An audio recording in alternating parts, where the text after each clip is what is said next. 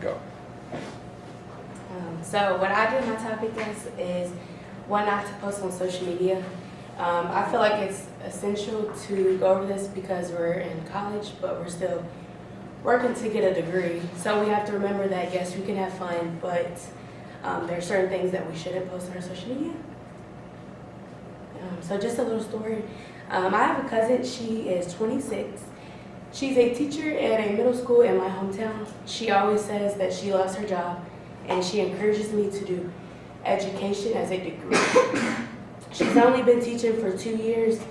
The third year would have been the start of August, but she got fired because back in the summer she had posted a picture of her at a bar with alcohol in her hand, and not only did her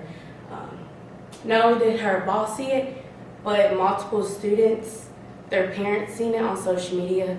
Therefore, it was not such a good thing. We do know that the more our generation advances, the more technology advances, meaning that social media is everything. It always plays a bigger role in life, both negative and positive effects on everyday lifestyles. As us being younger, we tend to use social media frequently, and we don't realize that the cause and effects that it has to not only our everyday, but the future, being while we're in school and we're getting a degree. Just a few things. We should always be cautious of what we post. There's several factors that could hurt us in the future, as trying to get a job, etc. Number one being, since we are in school and that we are working to get a degree, our career is the biggest thing. So when we post, we need to be very mindful that things that we post can affect us in the future as trying to get a job. I read a lot of blogs. So I read from a blog that it said that prospective employers can and will check on your name to see what comes up, and many people have been caught on criticizing their job. So when you're going through a job interview process, they will look at your background. They can pull up anything on your social media, being Facebook, Instagram, Snapchat. Regardless if you deleted it, it's still going to be there. And so an example, it's kind of hard to see, but an example is a female, and she has a red Solo cup in her hand, and she says, "I like my girls like I like my drugs." So that's just an example, being that if you are posting that on a social media and you think that it's there 24 hours or it's deleted, when they go to pull up your social media, that things like this will pull up, and your chances are very likely to get the job, being your picture and then your caption. Secondly, things that you post on social media can show a misunderstanding. You might take it as one way, but others can take it as a different. So this being said, it says you might think that your meaning is clear when you post a comment, but it is easy for misunderstandings to occur. People take perceived slights and criticism very seriously, and it's all too easy to get caught up in. And an example of what this is being, this is a Facebook post. It says, "My daughter owes me money, so I'm selling some of her things to teach her responsibility." This is a necklace from her boyfriend. She never wears it, so I doubt she misses it. So this could be meaning a few different things. This could be meaning in something that's negative and very inappropriate, or this could be something that she doesn't see as inappropriate, and it really is a necklace that she wears. And lastly, personal information. Wherever you post, be careful not to give away details that could identify you.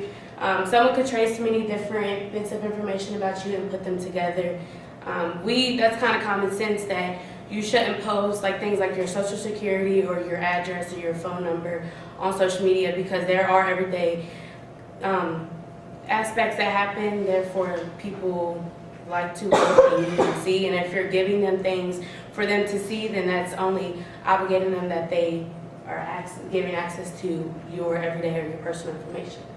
With this being said, this is a really big example about safety, since as more social media is and bigger today, that there's a lot of safety controls that happen. There's always going to be people that are going to be online that could be not such of a good person. It could be, for example, it says, since most social networking sites don't require much information, it is easy for predators to stalk victims. And I know that there's probably a few of you know examples of maybe people that you know personally or things that you read about women or anybody posting anything on social media that could lead to things like young women or just people in general to go missing, etc., things like that. So you do always want to be cautious that just because your family can see it, there's other people that can see it as well, whether you know them or not.